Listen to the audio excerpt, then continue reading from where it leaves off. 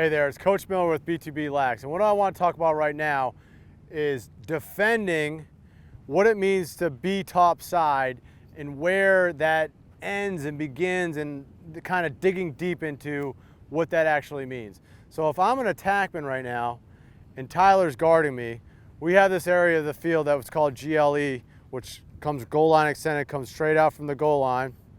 And a lot of times when you approach GLE, you'll hear a goalie, oh, turn him back, get topside, get topside. Because what they don't want to have happen, they don't want to have the attackman just be able to go right in front of the cage, get to this space right here, and pop a ball in, all right? So what they want to have happen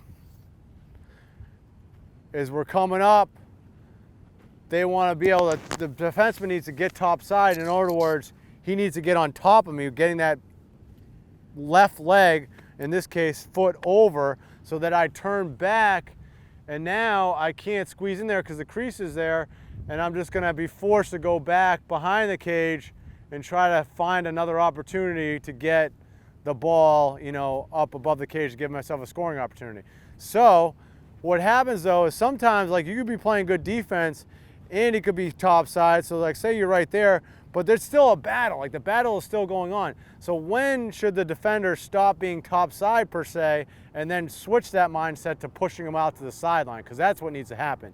So it's here, the defender is doing a really good job, Tyler in this case, of getting topside, and I'm still going though. So now, instead of being topside, what he wants to do is shift that mentality and push me out to the sideline. So that's what happens there. So in an ideal world, you want that, me as the attackman, as a defender, you want to force me that way, into the corner of the field, basically away from the net. You want to get me as far away from the net as possible so that I don't have an opportunity to score, easily. So just to recap, if I'm carrying it up, that defender is going to get topside initially, and then say I'm strong and it's a battle, then he's going to try to push me off to the sideline, and then here I am, then we can engage again, then it'll be a whole new, one-on-one again, where he'll try to force me behind the cage or whatever it may be. So that's kind of that's a summary on where the defender should be in terms of when he should make that switch internally on forcing me behind the cage to pushing me out to the sideline. So this is Coach Miller from BTB Lax. Hope to see you in some other videos. Hey, Coach Miller here, and I have a question for you. Are you a youth or high school player or parent that's thinking about the college lacrosse recruiting process? If you're on the younger side, you're probably wondering, how do I get started? And if you're older, well, you're probably a little antsy that the process isn't moving as quickly as it should, or you're neck deep in it and you might not be getting any traction. Trust me, I've been there myself, and so have all the other guys I know. Parents, former players, the kids I currently coach in high school, whatever it is.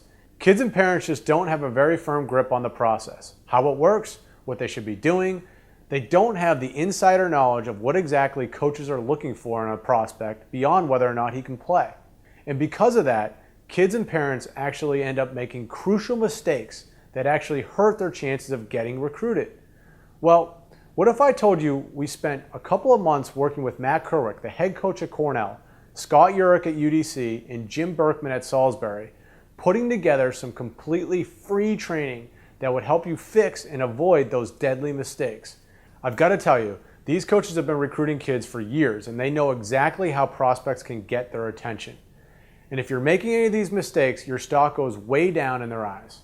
Our coaches actually like to call these mistakes recruitment killers, because they absolutely kill your chances of being recruited.